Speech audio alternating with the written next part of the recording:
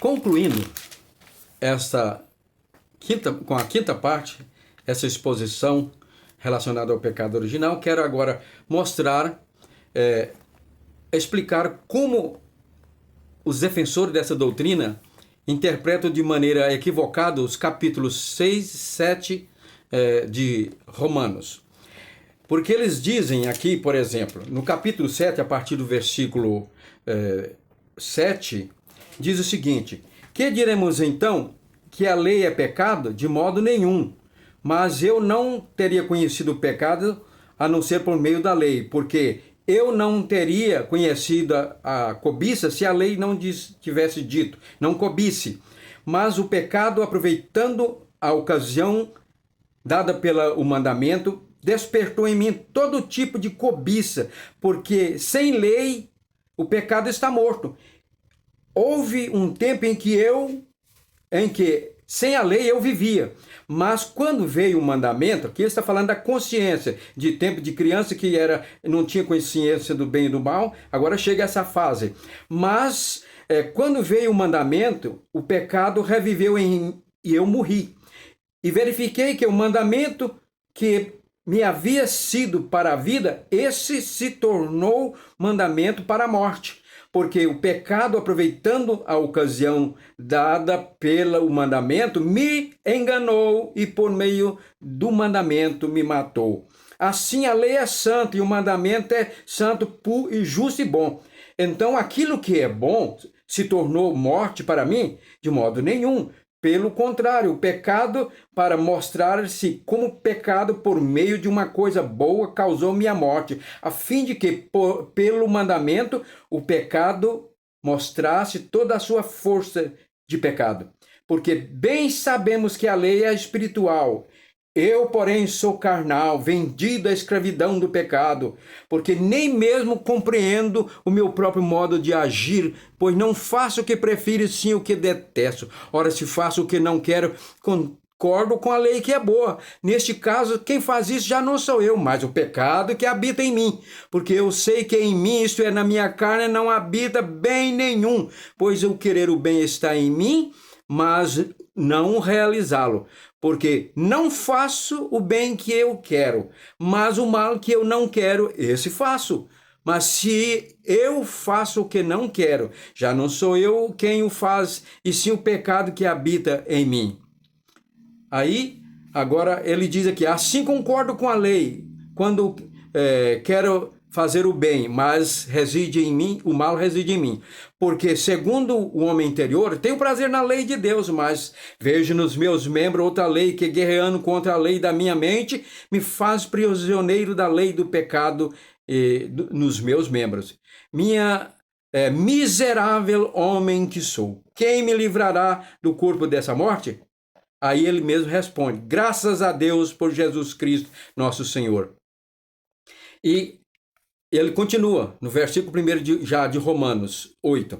Agora, pois, já nenhuma condenação há para os que estão em Cristo Jesus, porque a lei do Espírito da vida em Cristo Jesus te livrou da lei do pecado e da morte. Porque aquilo que a lei não podia fazer por causa da fraqueza da carne, isso fez Deus enviando o seu próprio Filho em semelhança de carne pecaminosa e no que diz respeito ao pecado. E assim Deus condenou o pecado na carne, a fim de que a exigência da lei se cumprisse em nós, que não vivemos segundo a carne, mas segundo o Espírito. Os que vivem segundo a carne se inclinam para as coisas da carne, ou seja, da natureza decaída humana. Mas os que vivem segundo o Espírito se inclinam para as coisas do Espírito. Pois a inclinação da carne dá para a morte, mas a do Espírito para a vida e paz. Porque a inclinação da carne é inimizade contra Deus, pois não está sujeita à lei de Deus, nem mesmo pode estar. Portanto, os que estão na carne não podem agradar a Deus. E aí, aqui na frente, ele termina dizendo o seguinte, graças a Deus agora que nos dá a vitória por Cristo Jesus. Somos mais do que vencedores. Aí alguém pergunta, mas isso aqui é a vida de Paulo no tempo que ele era cristão já? Não. Em Romanos 6, Paulo fala da libertação do pecado e da lei. Olha aqui, em Romanos 6 ele começa a mostrar qual é o padrão de vida daquela pessoa que creu em Cristo e foi liberta do pecado.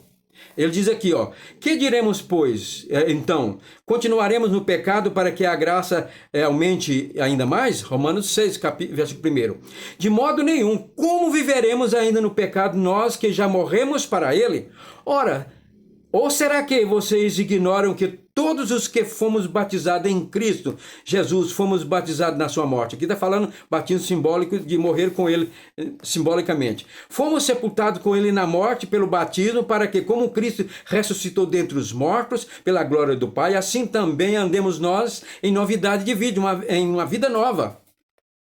Porque fomos unidos com ele em semelhança da sua morte, certamente seremos também na semelhança da sua ressurreição, sabendo isso, que a nossa velha natureza foi crucificada com ele, para que o corpo do pecado seja destruído e não sirvamos mais ao pecado como escravos. E aqui ele conclui no versículo 11, assim também vocês considerem-se mortos para o pecado e vivos para Deus em Cristo Jesus. E ele diz aqui ainda, né, 6:18, e uma vez libertados do pecado, foram feitos servos da justiça. E diz aqui ainda, assim como ofereceram os seus membros para que fossem escravos da impureza e da maldade, que leva à maldade, assim ofereçam agora os seus membros para que sejam servos da justiça, para a santificação. E termina, porque o fim da lei delas é a morte. Agora, porém, libertados do pecado, transformados em servos de Deus, tenham o fruto de vocês, o fruto que vocês colhem é para a santificação. Muito bem. Agora, em Romanos 7, ele fala, ele era liberto do pecado. Quando ele era fariseu, rigoroso, ele tentava obedecer à lei, mas ele era escravo da lei. Aí ele foi liberto do pecado e nós temos que ser libertos da lei também, do legalismo. Ele disse, ou vocês não sabem, Romanos 7 primeiro, ou vocês não sabem, irmãos, pois falo como aos que conhecem a lei, que a lei tem domínio sobre uma pessoa apenas quando ela está viva. Por exemplo, a mulher casada está ligada pela lei ao seu marido enquanto ele vive, mas se o marido morrer, ele ficará livre da lei conjugal, de modo que será considerada adúltera enquanto o marido estiver vivo e ela se unir com outro homem. Agora ele conclui aqui, mas se o marido morrer, ela estará viva, aliás, livre da lei, e não será adúltera se casar ou com outro homem. Assim, meus irmãos, também vocês morreram para a lei por meio do corpo de Cristo. E diz aqui, agora, pois, estamos livres da lei, pois morremos para aquilo que estávamos sujeitos, para que sirvamos de maneira nova, segundo o Espírito, e não de maneira antiga, segundo a letra. E agora ele diz aqui, agora pois, Romanos 8, 1. Agora, pois, nenhuma condenação existe para os que estão em Cristo Jesus. No capítulo 6, ele mostra qual é o modo de vida do crente liberto do pecado. No capítulo 7, ele mostra que o crente tem que ser liberto também da lei. E ele dá um exemplo dele quando ele não era convertido.